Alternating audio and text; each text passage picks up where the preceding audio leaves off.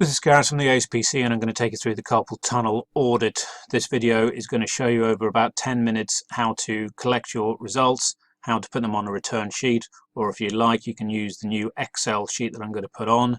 That shows you how to automatically fill in your return. So an overview: we've just finished one audit cycle, which was the 1st of September 2015 through to the 31st of December 2016, and we're now entering the new audit phase, which is for the year 2017.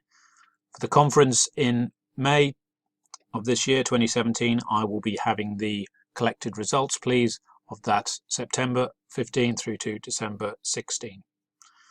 As the ASPC, we decided to use the handheld questionnaires, of which there were 11 questions, which I'll come back to, and we were doing this in 3 questionnaires. The first one that went out to the patient, which was the 11.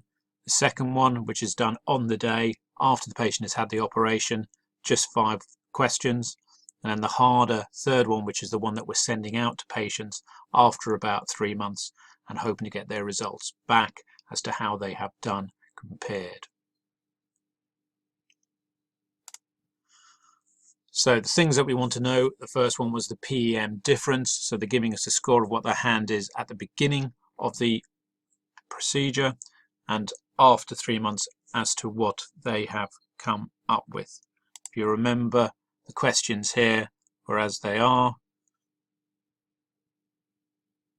and as I say, they're scored out of 7, so a total score would be of 77.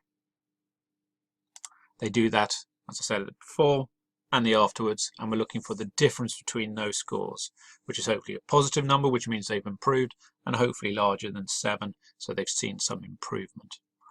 What I will be wanting is the average score of all those scores. On to the other questionnaires. As I say, when they come in, we ask them how good was the information leaflet, 1 to 7. How do you rate the doctor's communication, 1 to 7. Overall impression, 1 to 7. How likely to recommend friends and family.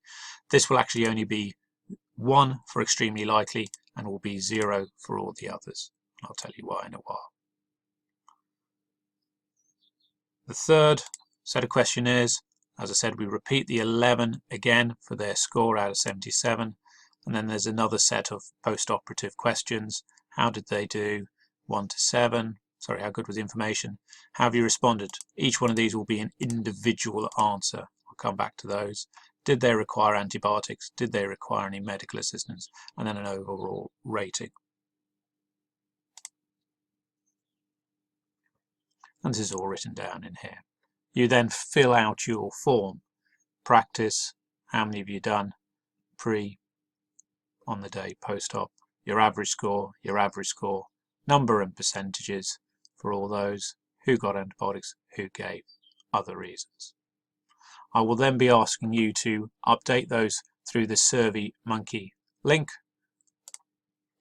where you write down your answers. Anything with a star means you've got to fill it out. I'm going to know who you are for me to get hold of you. Now, to try and make life slightly easier, I've invented this Excel scoring sheet and return.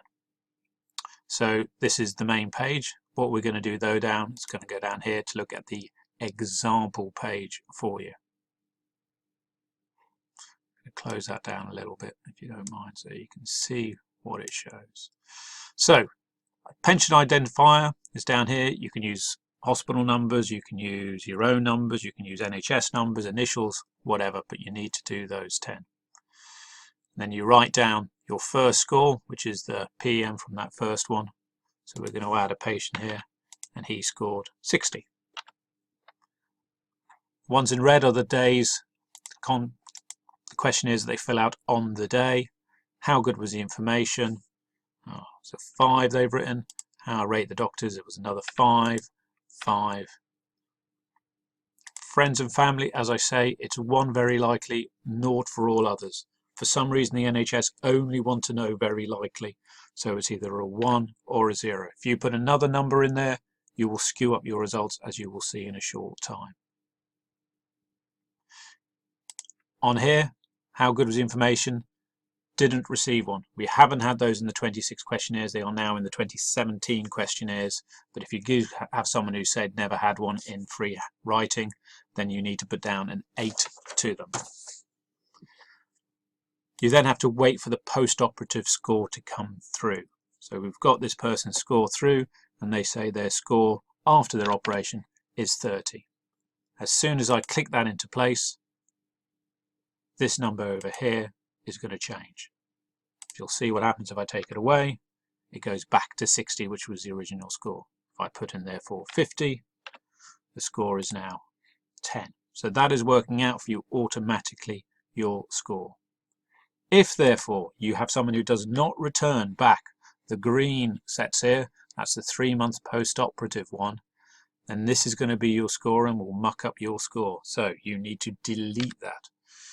And you can see that these two people here haven't returned, but they put down the answers. What they should have done is, as in 8, they should have put that down as a blank. This person here forgot to answer number 2. Don't put in a number for them, leave it blank. If we scroll over here, you'll see a whole manner of mathematics going on. And one of them is the average score, so all of these are being added up and scored. So again, the blank means they won't be counted, so these shouldn't be counted, these ones in yellow, because this person did it wrong.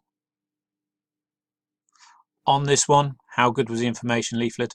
Again, it's 1 to 8, 8 being never got one, left blank for those who didn't actually do it.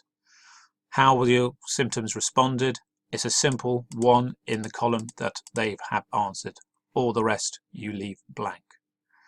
Was the patient given antibiotics? It's a yes or a no. Yes is 1, naught is 0. Again, if they've left it, never received it back, or they've left it blank, you leave it blank. For those which have 1s, they need to have an answer as to which one of these was the case. Obviously, you don't want a 1 in these columns to somebody who hasn't had antibiotics. That would be wrong. And then finally would be your score overall. So as I say, these are your busy answers going down here. But if you then go to your return sheet, obviously not these because this is the example sheet, you'll still need to fill out these ones. But from there on in, all the work is done for you in percentages, in average scores. And then, as I say, all you'll need to do then is go back to this and just transfer the information through. Hopefully that all makes sense. If not, get back to me and good luck with it. Thank you.